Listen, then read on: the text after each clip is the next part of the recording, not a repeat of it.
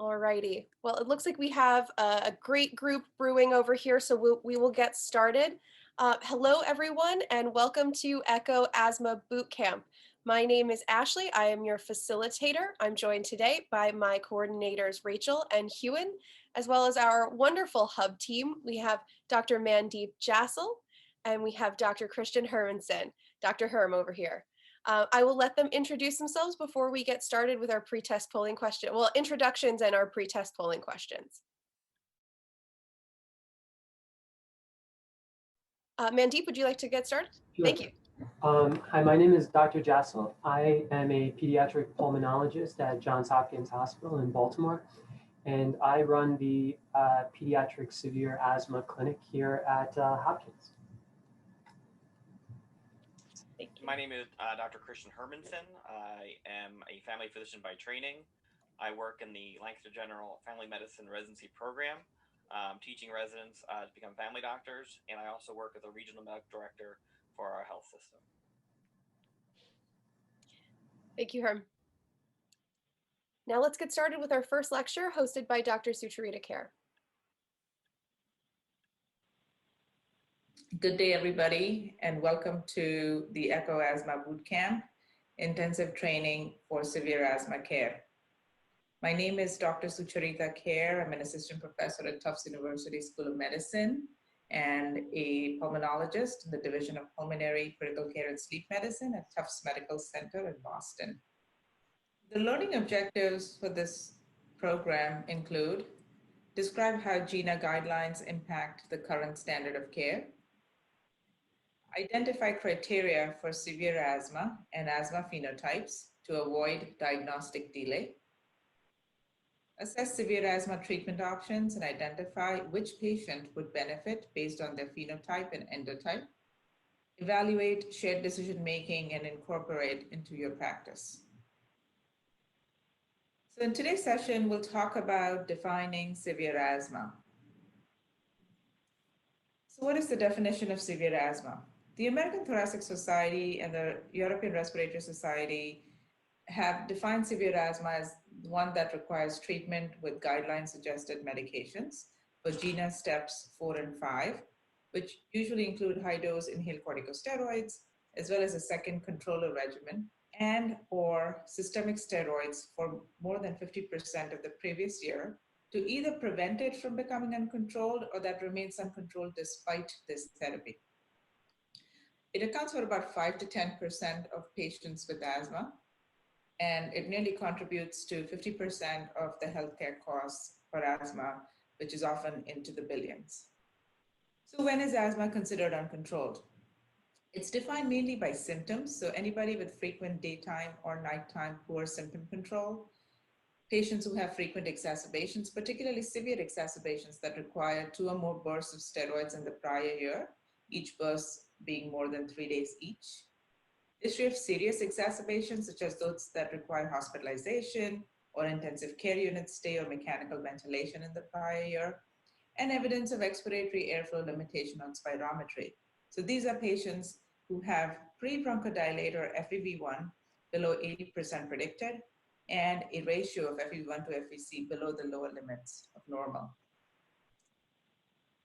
But I'd like to bring to your attention that not all uncontrolled asthma is severe. In fact, severe asthma is just a subset of asthma that is overall uncontrolled. And I'd like to try to differentiate between what severe asthma is and differentiating it from difficult to manage asthma. So when I approach asthma as a pulmonologist, I take this 5-pronged approach. I often talk to the patients about what is it in their environment that triggers their asthma, such as smoking. This can be primary or secondhand smoking. It can be exposure to certain pets. It's quite common in the patient population I see. Exposure to mold or dust, or seasonal exposure, such as pollen or ragweed, based on the season of the year. The next is to talk about adherence. And one of the first things I do is to look at the patient's inhaler technique. It's really important that they use their inhalers correctly, not only because they should be getting optimal medication dose, but also to really prevent side effects, particularly if their inhaler technique is not correct. Thereafter, really inquiring about some of the other barriers to non-adherence. And many of them are non-intentional. Some of these inhalers are quite expensive. And talking about whether cost is an important consideration for the patient to be able to use their inhalers is extremely important. What are their beliefs about inhaler use in asthma? And finally, the lack of knowledge or health literacy. A lot of patients don't necessarily understand the difference between a controller regimen and an as needed or emergency use inhaler. And it's really important for us as healthcare providers to be able to educate our patients because ultimately that leads to improved adherence. It's important to assess psychosocial problems such as anxiety, depression, or social isolation. A lot of these are predictors of poor asthma outcomes as well as emergency room visits. And then assessing for comorbidities, gastroesophageal reflux disease that can worsen asthma, recurrent rhinosinusitis, or aspirin-exacerbated respiratory disease, all of which are different manifestations of asthma, but certainly can ultimately lead to difficult to manage or difficult to control asthma. Obesity has been associated with more severe asthma, difficult to control asthma, and then really looking for vocal cord dysfunction or paradoxical vocal fold motion disorder, where when a patient attempts to inhale, the vocal cords adduct, leading to difficulty breathing. And it's particularly important to assess because it can actually coexist in about a third or 37% of patients who also have asthma. And so it's important to differentiate between the two. And then incorrect or coexisting diagnoses. After you've looked at the first 4 columns here, it's really important, and especially if the patient's not doing better, it's important to ensure that we diagnose the patient appropriately, or do they have another coexisting diagnosis? Eosinophilic granulomatosis with polyangiitis is a syndrome of vasculitis where asthma is actually a part of it. And so if the patient has difficult to control or severe asthma, it's important to evaluate to see if they may have this syndrome. Similarly, if they have exposure to mold or a hypersensitivity to mold, do they have allergic bronchopulmonary aspergillosis? And a lot of my asthmatics have smoked or have had significant secondhand smoke exposure, putting them at risk for COPD or the so-called asthma COPD overlap syndrome, which needs to be managed somewhat differently than just regular asthma. And then once all of this is done, it's really important that we do our part and really follow the guidelines to ensure that we are appropriately managing these patients according to what the guidelines recommend. You may have seen this slide before. This is from the Global Initiative for Asthma, the 2020 update, and it represents asthma management for adults and adolescents over the age of 12. And most patients with asthma can get treated with between step 2 and step 4 treatment. And it's not until we really reach step 4 and step 5 when we should really consider the possibility of severe asthma. This is when these patients require a combination of medium to high dose inhaled corticosteroids and a long-acting bronchodilator, perhaps even a leukotriene antagonist and a tiotropium mist.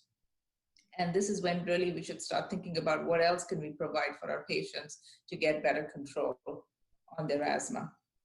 And so to reiterate, it's not until we've really ruled out all the reversible causes of asthma or potential triggers and eliminated them do we attribute somebody as having severe asthma. And so it's really important to differentiate between these two. Now, why is it important to do? Because really standard treatments may not be adequate in patients with severe asthma. And it really comes down to the fact that severe asthma is quite a heterogeneous disease. It's a disease with different symptoms and triggers. Patients respond differently to treatments, and they even have a different clinical course. Even within a patient's lifetime, there may be periods where patients are very well controlled on as-needed inhalers, such as albuterol, or perhaps one steroid inhaler. But they may go through a lifetime based on exposures or some of the symptoms that they actually may require 2 or 3 controller regimens to get their asthma adequately controlled. We don't quite understand the natural history or the long-term history of severe asthma. Some have postulated the role of bacterial infection. Pseudomonas and Haemophilus influenzae have been identified and isolated in these patients' lungs, even though they don't have underlying other structural lung disease, such as bronchiectasis. Similarly, chlamydia infections have been associated with fixed airflow obstruction. A lot of this is hypothesis, and there's much work going on to understand severe asthma better. There's also variation in the presence and the type of airway inflammation. Some of these are eosinophilic, some of these are predominantly neutrophilic inflammation, some of them is a combination or mixed of both eosinophilic and neutrophilic, and some may predominantly be non-inflammatory, that they have no inflammation but predominantly structural disease in their airways. Patients with severe asthma tend to have thicker epithelium, increased smooth muscle mass, and they also tend to be less responsive to inhaled steroids, oral steroids, as well as demonstrate more air trapping. Thank you for listening, and we'll open this up for some question and answers. All right, thank you everyone for listening to our first lecture. What we like to do after this is open up the floor to Dr. Jassel for his key takeaways from the lecture. So that highly informative, great first lecture hit on some core points that I think we should emphasize. The first being that of how to define what severe asthma is. And it's easy to say it's just poorly controlled asthma despite a bunch of medications we've been providing. But the key thing is you're actually taking the medicines. In other words, we're giving you the right regimen and you're taking the right regimen. And I don't think there's a single person, a single participant in this session who probably does not know a child or an adult who has a hard time taking their asthma medications on a daily basis. But as long as you are close to it, and usually for me, for my adherence marker, I think of around 80% or more is pretty good.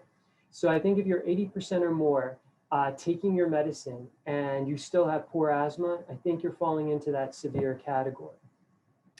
In terms of how she defined asthma, there was a lot in terms of, greater than one hospitalization a year or PFT or lung function changes. But for me, one very easy way to remember it is if you need more than 2 steroid courses a year, probably you have poorly controlled asthma. And if we look at the more updated NIH guidelines that just came out in December, so think of the GINA guidelines and now a way to compare it to US-based NIH guidelines, we're saying greater than 2 days a week of albuterol usage, you probably have poorly controlled asthma. Now, I loved her slide where she broke down how to look at someone with poorly controlled asthma and go through that differential. And in terms of the environment, there was a pretty extensive list of which tobacco smoke exposures and allergens are always on the top of my differential. And then the second thing was non-adherence. And with a focus on spacer technique, it can never be discussed enough at every clinic visit about adherence as well as spacer technique or inhaler technique. Psychosocial problems, and then she mentioned comorbidities. In pediatrics, we definitely do have comorbidities associated with asthma. Obesity and obstructive sleep apnea can sometimes be associated with poorly controlled asthma. We don't have as much reflux as the adult populations do. We do have some sinus issues, but those largely are found more in the adult population. And for those in which you're concerned about it being a pediatric attribute, it's usually in the very, very young ages, like less than 2 to 3 years of age, where it becomes a concern. And then finally, vocal cord dysfunction, which we see a lot in those pre-tween to teenage years, those adolescents under usually high levels of stress, be it from school, emotions, or sports. We're seeing a lot of that, and it's linked to asthma. So not just isolated unto itself, but having both at the same time period. And then also having the incorrect diagnosis. She mentioned rheumatologic and immunologic things to consider, absolutely important. But ABPA, which she mentioned, allergic bronchopulmonary aspergillosis, should always be at the top of your differential, given its vast prevalence of this type of fungus in the soil. The other thing too that she mentioned in terms of the GINA guidelines, she talked about the steps. And she said, when you hit step 4 or 5, you're probably at severe asthma. And that is 100% true. When you're at step 4, you should be referring or thinking about yourself stepping up to more of a severe asthma treatment regimen, which we can get to. But if you look at the updated NIH guidelines, what we are saying now is that if you're around step 5 or 6, so they're not exactly aligned, but just so you can remember, 4 or 5 GINA, 5, 6 NIH, that probably aligns more with severe asthma too. But she was focused on the 12-year-olds, but if you look at those who are less than 4 years of age or 5 to 11 years of age, they too, in those tail parts of their steps, step 5 and 6 for or step 5 for the 4 to 11 year age population, and those less than 4, we think around step 4 would be consistent with severe asthma. And then only the one last point, it was the type of asthma is very critical that she mentioned in terms of trying to classify the asthma you had. She mentioned eosinophilic, neutrophilic, or a mix of neutrophils, eosinophilic, or just not having a classic inflammatory profile. In children, in pediatrics, we most often get eosinophilic asthma or allergic asthma. And so that's why they generally respond well to inhaled steroid-based therapy or sometimes allergen-directed therapies. But we are seeing more cases of neutrophilic asthma, especially in our obese adolescent populations. So we have to be thoughtful of that and respond to that appropriately. From a family medicine perspective, which is what I do regularly, I don't think our patients have a great understanding all the time of what inhalers they're on. They just know it's the blue one or the red one. So I think having them bring that in so you can show them, this is the one you use every day. This is the one you use when you need it. And I think also opening up a conversation to normalize noncompliance. I'll often say, look, I forget to take my allergy medicine. I'm sneezing when I'm mowing the lawn. How often during the week do you miss your medicine? And that way it kind of opens that conversation without kind of a shameful aspect to it.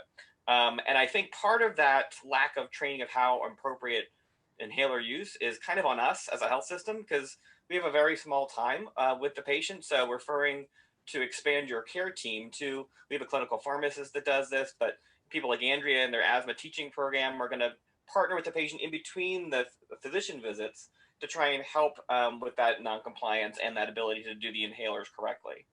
I, as a family doctor, agree with the smoking aspect of this, and everyone says they smoke outside. And I say, unless you're smoking naked in the shower after, it's still something that's, a problem. And quite honestly, with camera phones, nobody's doing that. So I talking more about, smoking cessation and maybe partnering with the parents to get them off the tobacco such that it helps the asthma control of the child.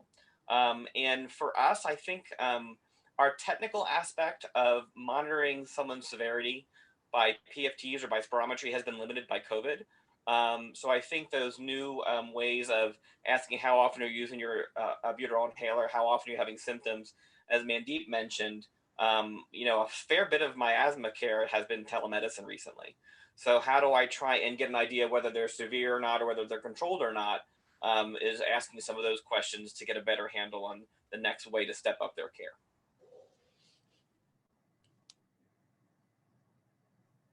Thank you, Herm.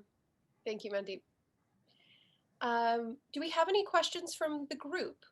This is a great time to shout those out, raise your hand, add them into the chat, whatever works for you.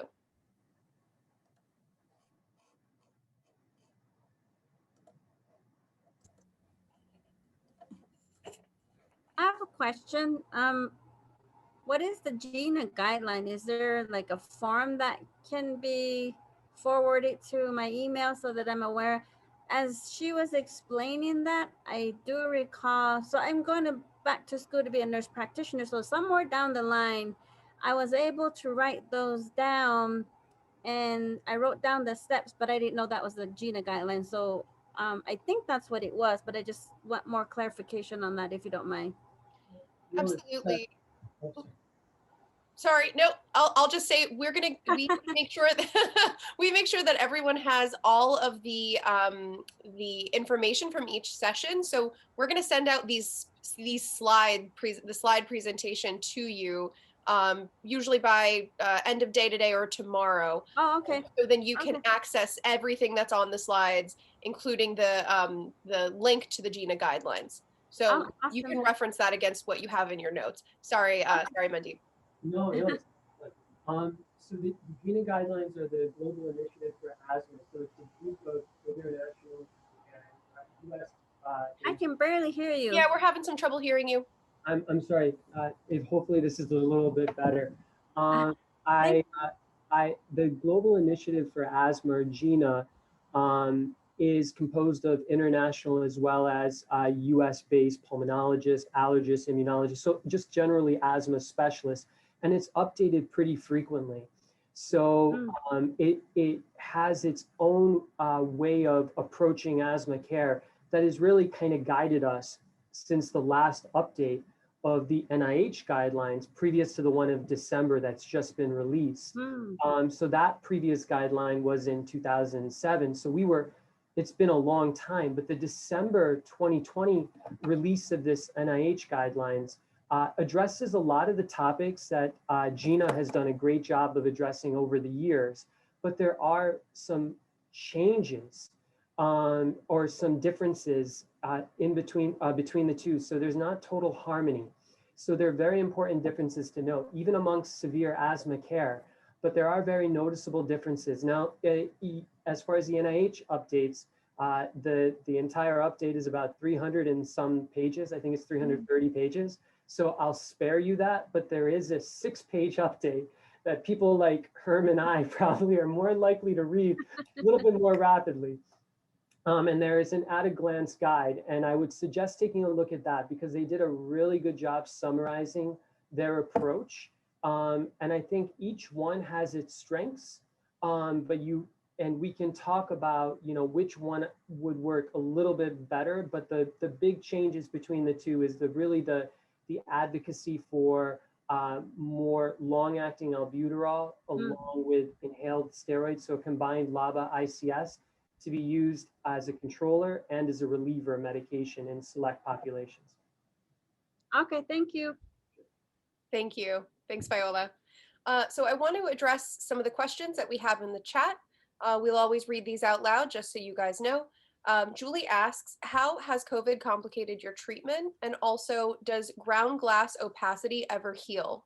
Yeah, so Julie, that's a really great question. So with COVID, what has been noted in some select studies, mainly in the European work, it's found that those who have needed, and this is the adult population, not pediatric, but it is important because of the impact we in terms of seeing adolescents or college-age kids like Herm and I do. The ones who have needed steroids due to poorly controlled asthma have had an increase in moderate to severe COVID respiratory related events down the road if they needed steroids for poorly controlled asthma. So the general approach for most pulmonologists has been do whatever it takes to get your asthma under good control with the maximization of inhaler-based therapy if you can do it.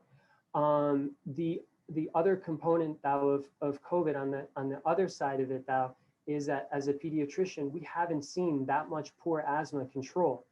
And so I think it's really enlightening, Julie, when I think about this, because it tells you when you remove the typical social environment that these kids are enduring, or the physical environment from the numerous amounts of environmental triggers, their asthma has been getting better. And I'm assuming it's not like their adherence is getting that much better. So there's a lot of these external triggers that we've removed through COVID, and it's been very enlightening that maybe that should be a focus of a lot of our future efforts going forward, that we can get things better in that sense. But there still has been very poor asthma control of select children for patients that I've taken care of as well too. Now, but it doesn't hinder me from giving steroids, short bursts of steroids. I normally don't give more than 3 days. Very rarely do I need to give 5 days. And then for ground glass opacities, the way you should look at ground glass opacities is non-specific inflammation. So, so if I see ground glass opacity, to me, I don't know where it's coming from. It could be from anything. It could be an interstitial process, or it could be a bad viral process. could be bacterial in nature. It's just totally non-specific. So if I'm worried about ground glass opacities, I would just repeat an X-ray in about 6 months' time if I think the person is otherwise well and I really feel like following up to see that there's resolution on chest CT, because if you're talking about opacities like that. But in general, I'm not overly concerned. Persistence and or worsening lung disease, and I see that, then you got to think of that final part of Dr. Kerr's talk about what else are you missing?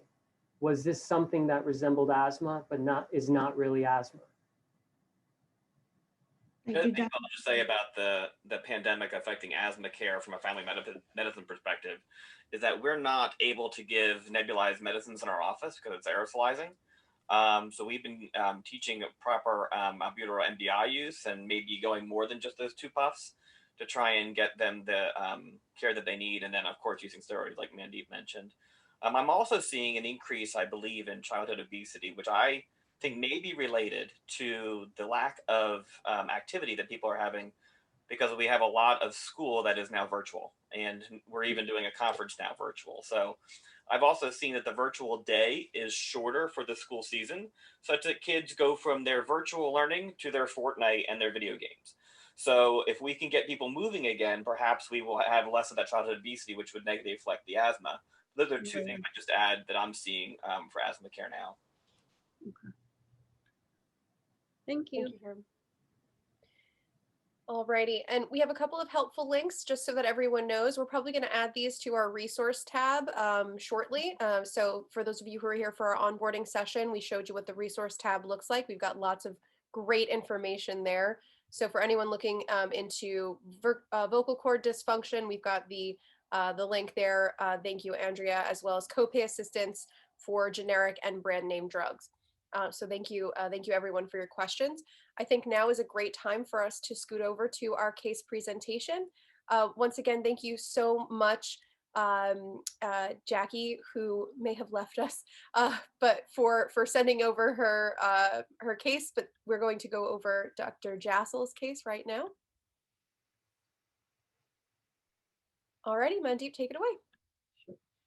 This is a 12-year-old Caucasian male who was born at 37 weeks. There were no complications reported at birth, but he was born in Latin America. So we didn't have a full birth record that was available at the time of the initial visit. There were no NICU requirements reported at birth. Asthma was first noted as an infant, and his mom did report that, yes, he was hospitalized as a kid, and his asthma was very difficult to control. His predominant symptoms include cough, which is non-productive. There is no cough during sleep, and he definitely has expiratory wheezing. The symptoms do respond to albuterol, but notably, they don't eliminate the symptoms altogether. But when steroids are given, the family does report it seems like it helps within the first 24 hours. In terms of triggers, he does have viral concerns in terms of respiratory infections as a source of a trigger, outdoor allergens as well too, based on how there is a link between outdoor activities and exacerbations, and exercise too, whereby it limits his participation in sports. He's on a multi-drug controller regimen, including high-dose Symbicort, 2 puffs twice a day. He's on Singulair, 1 tablet every night. He's also on Symbicort, 1 puff every 6 hours if needed. So in other words, Symbicort's used as a rescue and a controller medication. And he's also prescribed a long-acting muscarinic antagonist in Spiriva, 2 puffs once a day. So pretty extensive. He's been tried on multiple medications in the past too, in terms of dosing of Flovent and Pulmicort. There's been no concerns for medication adherence, but he does report he occasionally uses inhalers without a spacer. And in terms of his hospitalization history, it's quite extensive. 8 hospitalizations over his lifetime. He has had intensive care unit requirements. None have required intubation. But quite concerning is there has been needs for non-invasive ventilation in terms of BiPAP for at least 3 admissions. And the last 2 hospitalizations have needed that. He's had 3 ED visits in the past year, and he's had 5 systemic steroid requirements over the past year as well too.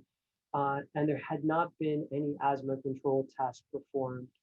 The review of systems is non-contributory, and he does have a pretty extensive family history of asthma. It was on his mother's and his father's side. There was no cystic fibrosis history, no interstitial lung disease, and no concern for early respiratory related deaths. A negative infection history. His allergy workup was very limited, but he did have some testing done in the past that showed numerous environmental based allergen, but no food allergies. But he's never had, he never did undergo any form of immunotherapy in the past. He had a negative, he didn't have any cardiac history, no concerns for reflux, gaining weight well. He does have a little bit of runny nose, and no snoring is reported. He's never had a sleep study, never been seen by ENT. No concern for eczema reported. And like I mentioned, the BiPAP requirements were during hospitalization, but not at baseline. And no rheumatologic, hematologic, or neurologic concerns. He is taking a vitamin D supplement, just a 400 international units. His laboratory results were interesting because of when we look at the absolute eosinophil count of his CBC, it showed 0.75, so 0.15 being the cutoff, 0.3 being the more pertinent cutoff in terms of showing that you have a high eosinophil or more likely to have allergic asthma. His IgE level was quite elevated at 755. He didn't have any aspergillus antibodies, and there wasn't any signs of systemic inflammation. His ANA screen was negative, but he did have a very low vitamin D at the level of 12. He has multiple perennial aeroallergen allergies when that was done through serum-based testing. That was just a sampling of the tests that had been performed. In terms of diagnostics, his lung function spirometry only was performed. It did show a moderate obstructive ventilatory issue with an FEV1 of only 64%. We did not capture post-bronchodilator testing because he had already treated himself with albuterol prior to that time point of undergoing spirometry. His chest X-ray did not show anything that was concerning for a focal issue, just signs of increased interstitial markings. It could have been due to a virus. His weight and height looked totally appropriate, at steadily gaining at the 25th to 50th percentile. His SATs were 97% on room air, but he was wheezing on exam in the office. Some crackles, predominantly in the right upper and in lower lobes. So the questions that we had after seeing him was that we acknowledged that that this was an adolescent who appeared to have symptoms consistent with asthma, with a positive albuterol and steroid responsiveness, potentially good adherence, but we're not exactly sure because the inhaler technique or spacer usage may not have been perfect. But should we make any changes on this very extensive regimen that he's on? And would you do any other further workup at this time period? And then the final question was, if we do think he has severe asthma, which by definition he does, and assuming that he's relatively compliant and we've done our workup sufficiently, is there anything more we can offer in terms of potentially even an asthma biologic regimen? I'd be happy to gain other people's perspectives on what they think about this, but for me, it seems that he's already on a pretty decent regimen. He's on an inhaled corticosteroid. He's even taking Sympacort Q6 hours PRN on times. He's got the Singular on board. It'd be hard for me to believe with that low an FEV1 and that much of abnormalities on his lab work that he's just a spacer away from all this great success and that he'll be able to play baseball and he'll be fine. I am a little concerned that he's already pulling himself out of exercise. I don't want him to get the mindset that he can't be a sports candidate. As a baseball coach myself, I would want him to be involved in sports somehow, but I do think he's going to need some kind of alteration in his regimen to get to that goal. I'd also want to know what his goals are for his care. And he's 12 years old, so he has some ability to set some goals and think about what he'd like out of things. It's probably hard to be on this much medicine as a 12-year-old kid. I would want to make sure there's not any mental health issues that make him check out of his asthma, like we see people check out of their diabetes sometimes, and not want to engage in care. So a couple of thoughts there, but I think there are some things we're going to need to do to alter his regimen. You know, I was thinking the same thing and finding out what motivates this kid and, you know, dropping out of sports. And does he want to be on the starting lineup? Does he want to go skateboarding with his friends? You know, does he want to play lacrosse? What does he want to do? And, you know, just out of curiosity, when, you know, we're talking to these teenagers, you know, what do you think it would take to get you to that level? Do you think just maybe, let's look at if you took your Symbicort, you know, every morning and every night for 2 weeks, I'll be back in 2 weeks. Just curious to see if you notice any difference in how you feel, or have you not had to use your albuterol as often as you normally do?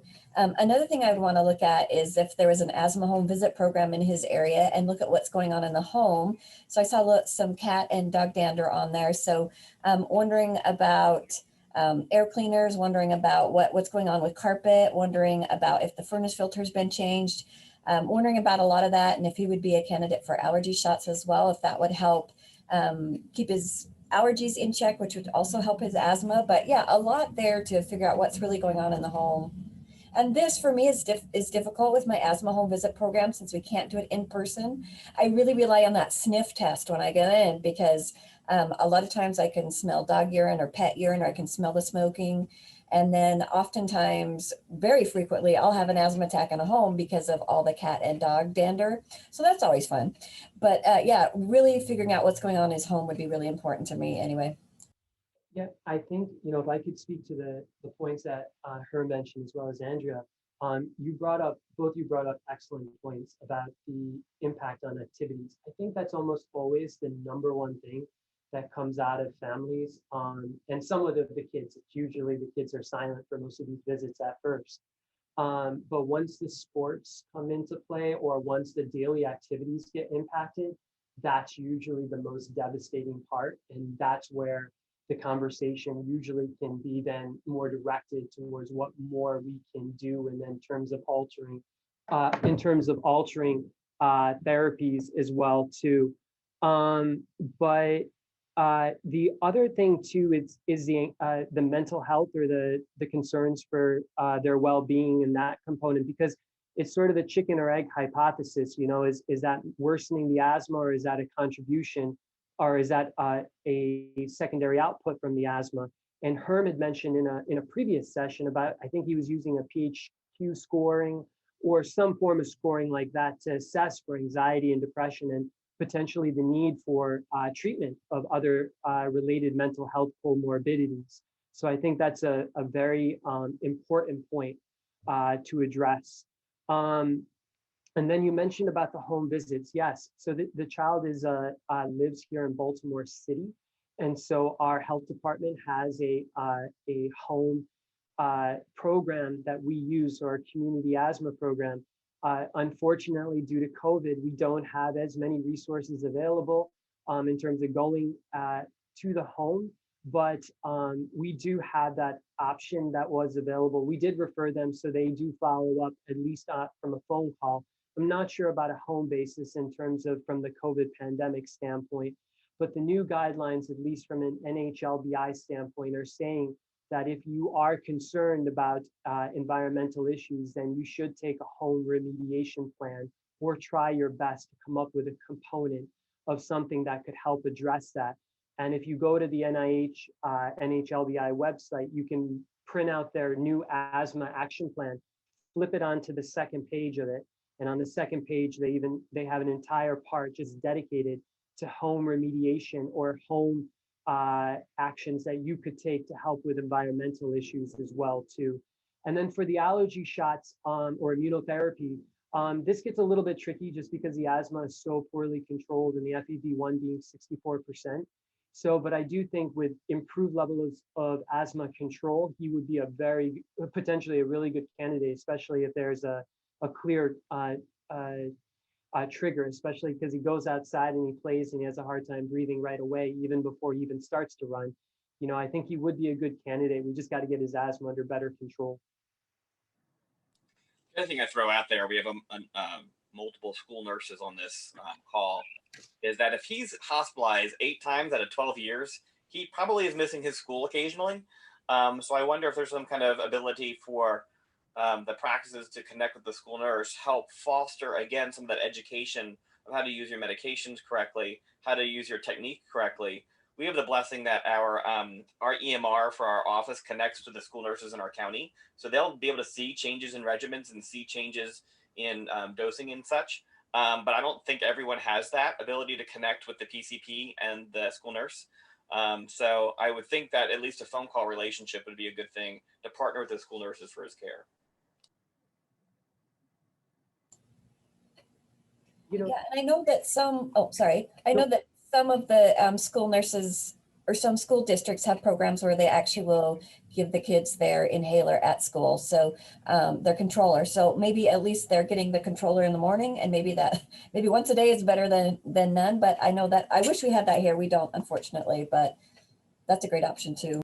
Yeah, there's some really good studies that have come out of the University of Rochester, in which their pediatric group has been having a really good relationship with local school districts in terms of promoting asthma controller therapies during the school days, so Monday to Friday.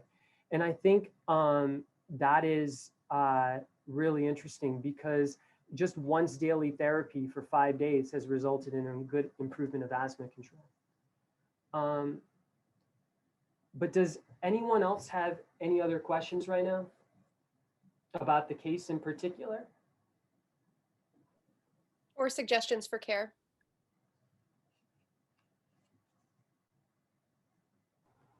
I just want to comment on the school side of the nurse.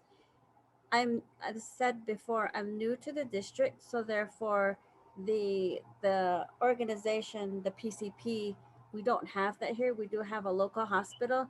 So as I'm getting to learn the students in my school district, I'm calling them to find out, are they doing okay? Are they using their inhalers?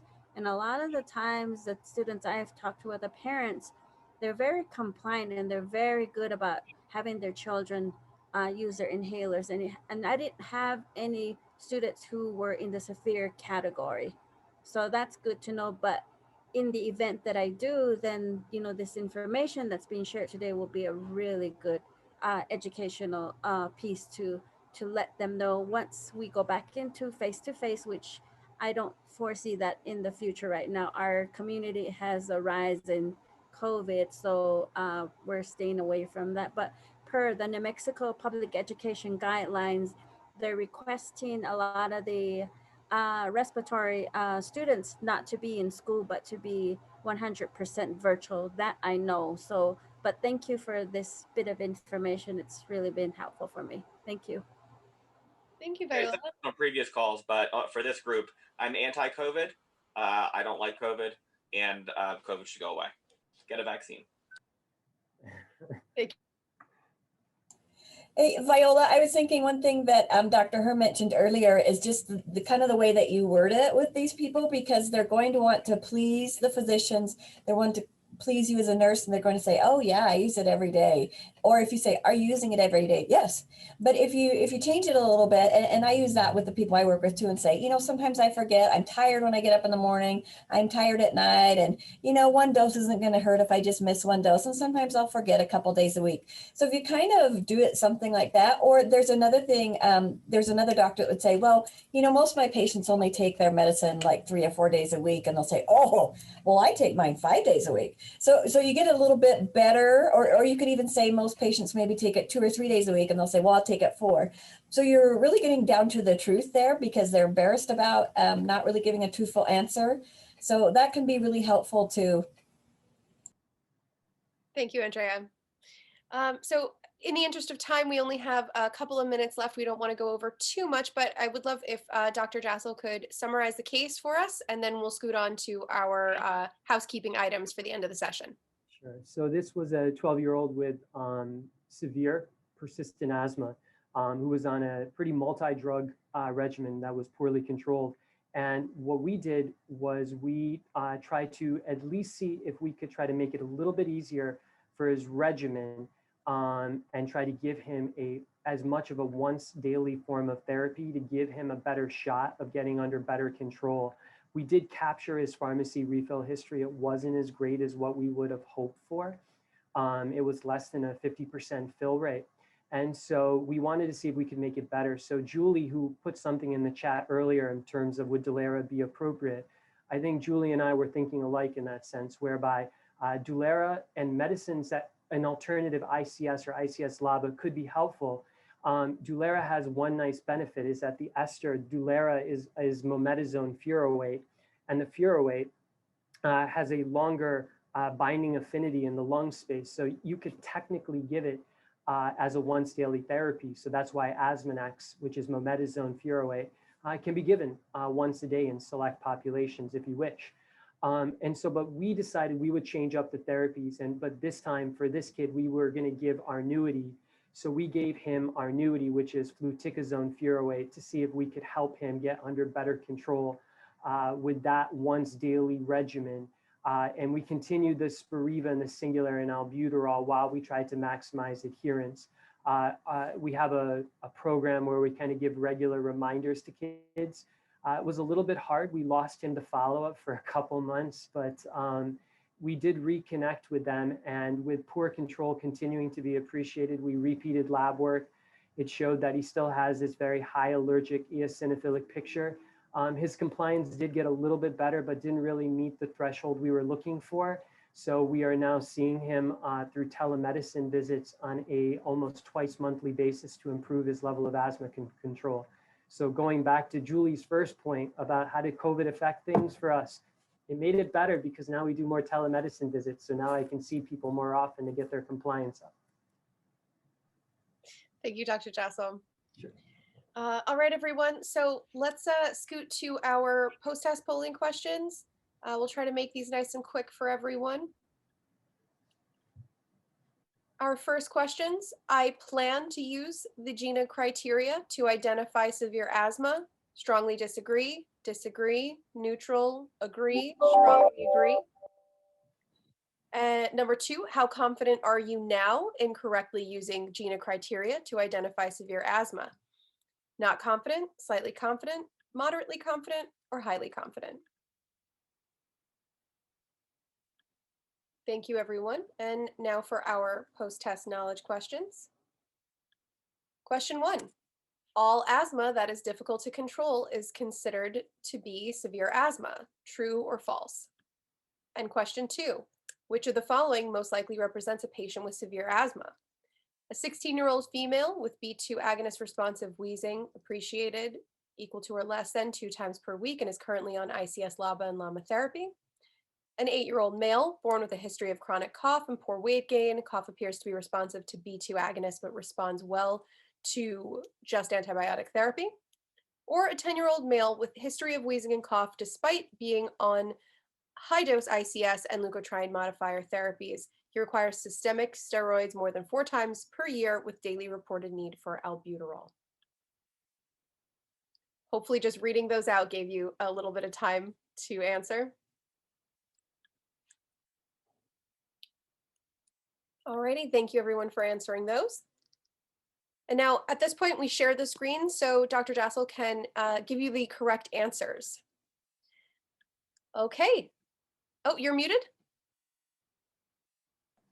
All asthma that's difficult to control is considered to be severe asthma. So the group is generally correct at 85%. It is false.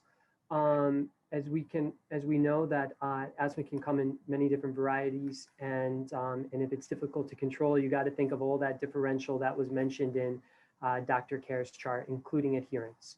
And which of the following is most likely represents a person with severe asthma? And everyone nailed it. That 10-year-old who is continuing to need their albuterol on a very frequent basis, more than 4 times, and needing a lot of steroids more than 4 times a year that was the answer. Thank you so much. Thank you everyone for answering those questions. So now I just have a couple of requests and housekeeping for those of you who are going to be attesting for credit for this module. Head over to our website, echoasthma.dkbmed.com, and then you'll see a claim credit button that will pop up next to the module. That's the easiest, quickest way to attest for credit. We will also send active links to you tomorrow with a video, an edited video version of this, just like we did last week. And then, of course, as promised, does anyone have any cases that they would like to discuss for next week? And remember, volunteers and case presenters get a $10 gift card for participation. All right, well, that's okay. We understand. We're so excited to have you. Yes, thank you, Nina. Thank you all so much for being here. This was our first module. It was a wonderful, wonderful session. Echo clap for everybody. Do we remember the echo clap? Excellent. All right, thanks everybody. Thank you for your time, and we'll see you next week. Bye-bye.